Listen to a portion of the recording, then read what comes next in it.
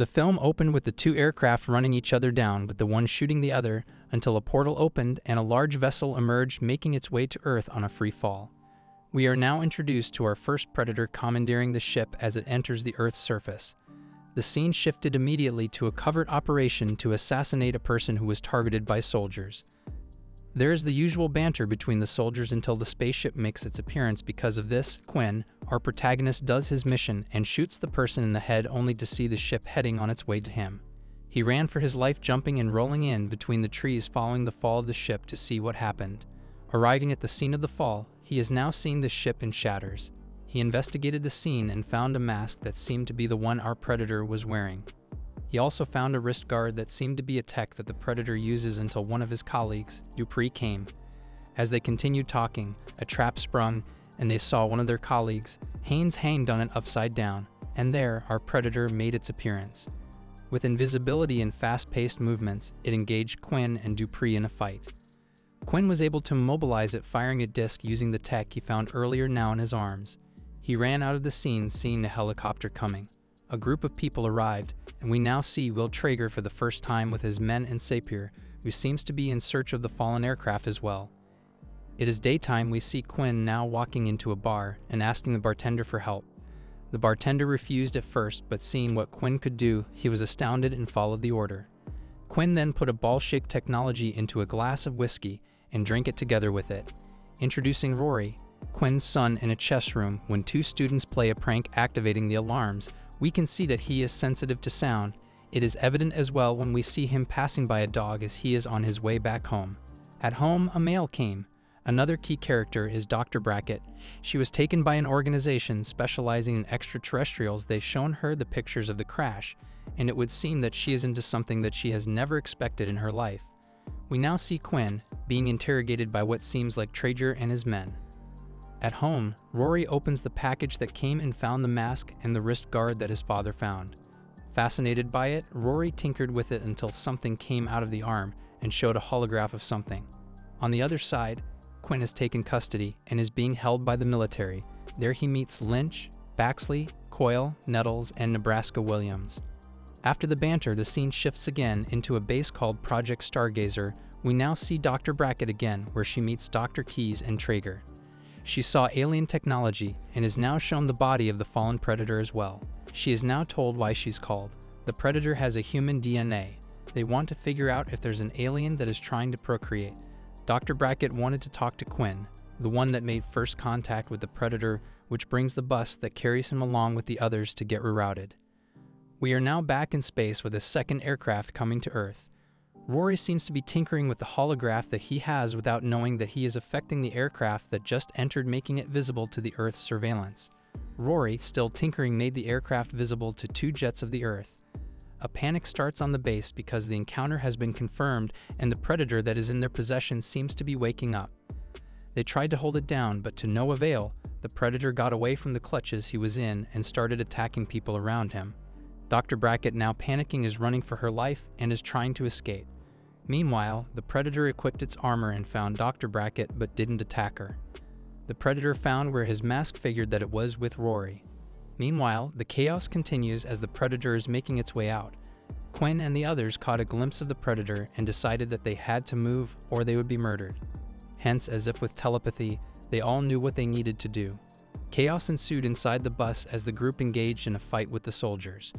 In the midst of all this, Dr. Brackett, having successfully got out, is on the trail of the predator following its green blood, while the bus makes a detour for the chase as well, Quinn's request. Up above, we also see an aircraft being chased by two jets. The chase came to a halt because the predator shot the tires of their bus. Dr. Brackett, now being targeted, got saved by the crew and escaped using motorcycles. A predator walking from a blinding light came to the scene.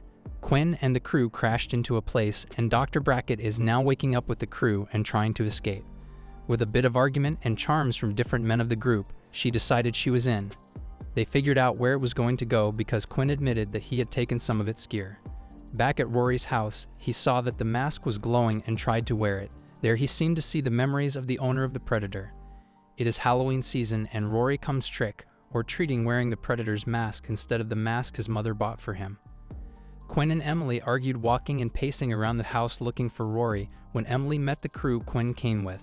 Quinn went out to look for his son with a rifle in his hand. The crew asked Emily about Quinn and decided to come and help Quinn.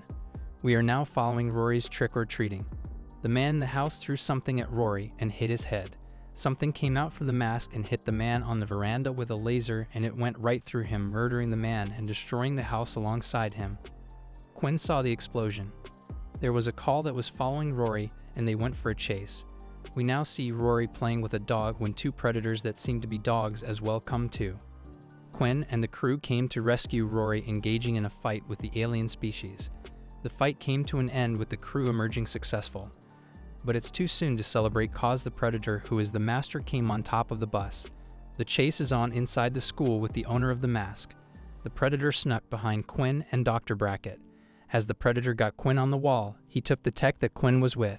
Something grabbed the predator and he got pulled out of the building with the crew and another bigger predator.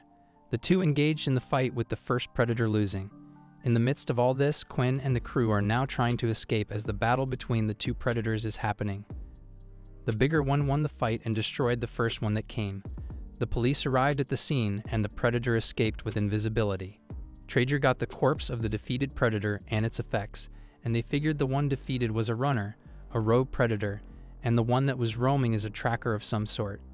They figured the kid would lead them to the ship that they wanted. Quinn and they hid in a barn together with Rory, and they engaged in banters. Until Dr. Brackett figured something out, that the other predator is evolving through hybridization. Trader and his men are on their way to the barn, and the group starts moving into the defensive and tries to play the fool, but it doesn't work. Traeger now explains everything to Dr. Brackett while the soldiers are trying to get the information from Quinn, but he refuses to say so. At the McKenna household, the predator started attacking because it thought that the effects were still there. In the barn, the chaos started to ensue, with the crew engaging in the fight with Traeger's men. Dr. Brackett is helped by the space dog, and the crew is successful in subduing the men. When the chaos subsided, they were able to find a helicopter to catch up with Traeger and Quinn's son. At the climactic moment where Traeger finally finds the ship, Quinn is watching the whole thing on the scope of his sniper. Rory was able to get them inside and unlock the door of the ship. A thud is heard outside, and it was a distraction made by Quinn because he is already inside. Subduing Sapir and Traeger, he saved his son and tried to escape the ship. The crew doing their job outside the ship, and Quinn, Rory, and Traeger now coming out of the ship. The predator got Lynch and shot at him, and with the flare that he fired, the chaos around the ship started with the predator, Quinn's crew, Traeger, and his men. With its fast movement and vicious movements, the predator instantly murdered many of Traeger's men and those that seemed to shoot at it. When the battle subsided, we see the predator coming at the ship and use the translator wherein he said that he challenges everyone on a fight. The earlier enemies with each other are now forced to team up against a predator that will hunt them, claiming McKenna will be his prize at the end. The ship exploded, and that hinted at the start of the hunt as well. The group moved together through the trees with a flashlight. The predator moved with precision and speed, murders the soldiers one by one. Using tactics, the hunters use traps and sharp projectiles that fly at amazing speed. With this, the group got divided and is now treading into the woods against a strong hunting predator. They got the predator off guard when the mask used by Dr. Brackett hit the predator with a laser, and they started lighting it up. Amid this chaos, they lost Bradley and Coley, who shot each other. He found Dr. Brackett, Rory, and Quinn next. The predator took Rory and rode the ship and seemed to be moving out when Quinn and the remaining crew jumped onto the ship and kept shooting at it in an attempt to take it down. As the ship flies upwards, they find it harder and harder to grip. A barrier comes out and splits Nettie in half. Now only Nebraska and Quinn are left. Nebraska jumped into the turbine, shooting it and destroying it alongside with his life. With this, Quinn went inside the ship and engaged in a fight with the predator in an attempt to save his son. With the broken turbine, the ship is forced to crash, putting Quinn and the predator into a deathmatch. Amid the battle, Dr. Brackett showed up, distracting the predator and causing some damage to it.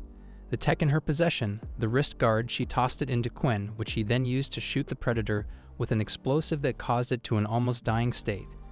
Quinn asked what he was, but as the predator answered, Quinn ended it with multiple shots that ended the battle. In the end, having all the effects of his crew, he puts them to rest by burying their effects on the site, telling Rory that no one will remember them but them. The final scene is with Captain meeting Hiroshi Yamada, explaining what the first predator wanted to do. It left something on Earth as a gift. When they opened it, panic ensued in the site with a message naming the gift a predator murderer. It is a tech that combines with the human body and transforms them into a predator. That is in the end claimed by Captain Quinn as his new suit, hoping to use it to defend Earth from the future invasions that the predators may do. That's it for today's recap. Give us a like and subscribe for more videos. See you next time.